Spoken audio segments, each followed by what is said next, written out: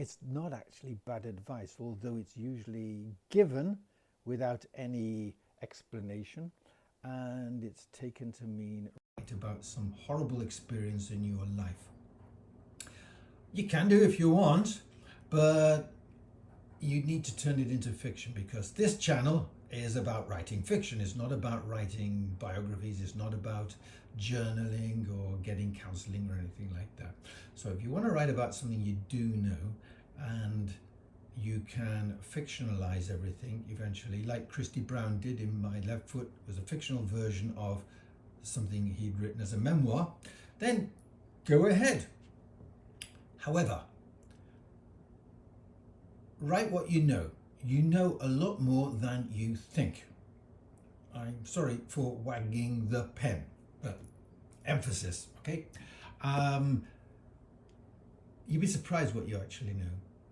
And it's possible. Most people write their memoirs and then they get to the next one, which is like in Good Will Hunting and The Karate Kid, the mentor and the student, and they write something around that.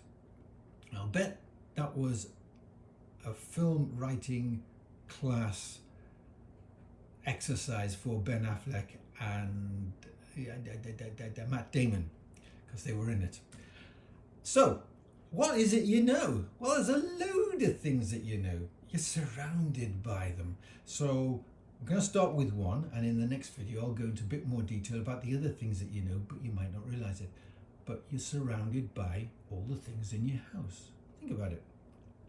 Bed, chairs, cutlery drawer, appliances. There's all kinds of things that can go wrong, and that's the important thing.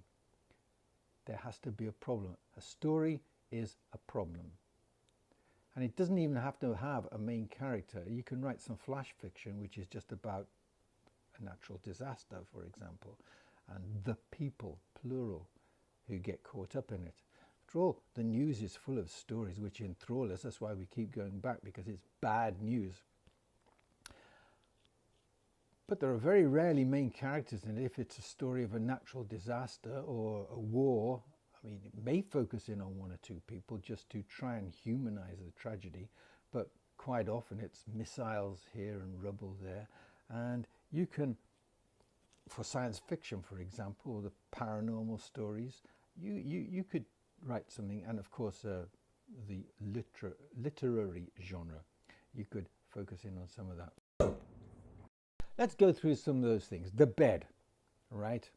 The bed collapses, the slats underneath the mattress, and you can't get a good night's sleep.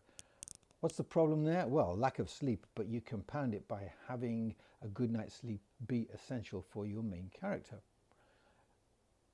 Maybe they've got a job interview tomorrow. Maybe they're a nurse or a surgeon, somebody who's got to be able to perform at peak level. Maybe the bed is soaking because there's been a drip in the ceiling from the apartment above, and for that reason the protagonist, your main character, can't sleep in it. They've got to sleep on the couch, and they wake up with a bad back. Maybe the bedclothes entangle them and they don't get a nice sleep. Maybe it even strangles them. They have to go to, in certain parts of the world, the emergency room, and in Britain, the accident and emergency. So there's that. The chair, ditto, could break. And if you're sitting in it, you go headlong, bash your head, you get concussion, you've got a problem there, you've got to go to the hospital with that. This disrupts certain plans that you got, maybe to go on vacation. I don't know. Up to you. It's your story. The cutlery drawer I mentioned. What's in the cutlery drawer? What is cutlery? Spoons and forks, and what potentially dangerous? Well, even forks could be dangerous. Appliances. The cooker explodes. If you've got a dishwasher, it leaks everywhere and there's a puddle, and maybe you've got guests arriving very, very soon. Ditto with the oven malfunctioning. You've invited someone to dinner, you were going to cook a very, very special meal for them, and now you're going to have to send out for pizza or something like that. The bathroom, plumbing could go. There's all kinds of things. The electrics could go. You're surrounded by these potential problems. So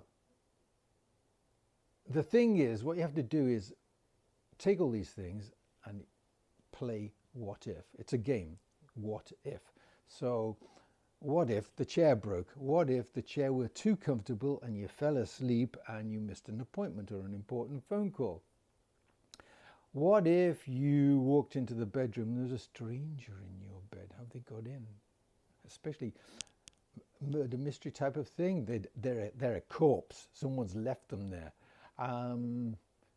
Maybe taking it further, I think it's called Angel Heart.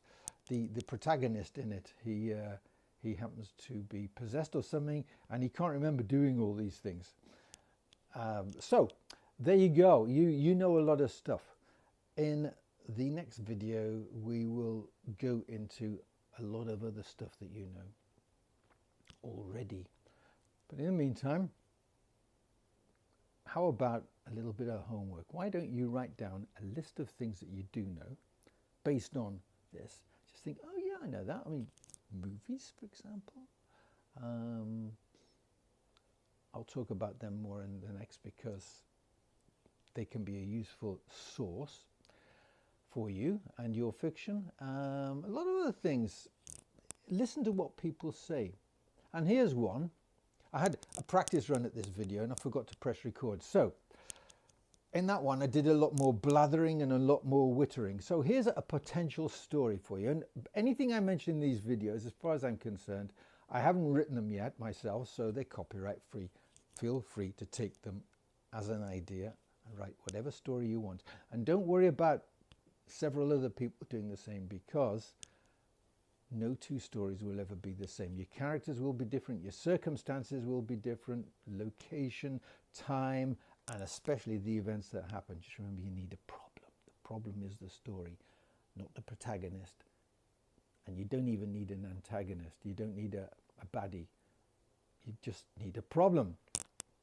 Okay, so somebody who blathers on and witters doesn't get to the point and write what you know. Everybody knows somebody like that. In my case, it's me.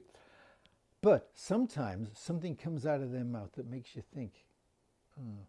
And if you also are one of these people who, and I hate this when people say this, I don't suffer fools gladly. 1, get a life. 2, you're a fool yourself if you think that and have ever said it in an interview. Because if I were an interviewer, and I'll get to the point in a moment, but if I were an interviewer and anybody said that to me, I'd be thinking, well, that means that they're not going to be able to train their colleagues. They're not going to be able to tolerate their colleagues because they have a superiority. So they would just, I wouldn't even consider taking any further and say, thank you for your time. There's the door. Out you go. Anyway, that person could occasionally say something which makes your protagonist think, you know something, I might try that. Or, you know something, I never thought of that. Which might send them on a train of events. Whatever. Start a train of events which they then put into practice. For an example, a chance remark which, you know, this city, this town, it's too small, but we never seem to leave it, do we? That might make your main character think, he's right, I mean, or she's right, I mean, or they're right. Why don't I plan my escape? And that could start a train of events. Now, the problem there is they've got to think about what it is they want to do, where it is they want to go. And my earpiece is about to fall out. So there it is. That's going to wrap it all up. If you take my suggestion, you should have a nice long list of things that you know. Look around. Look at the books on your bookshelf. Look outside the window. And then a bit further in your city, what do you see in the rearview mirror when you're driving? There's a lot, you know a lot, and everything can be a story. I'll prove that a bit further down the line when I talk about lint. But you don't think that I can make a story out of that? I can. Alrighty, thanks, bye, see you next time.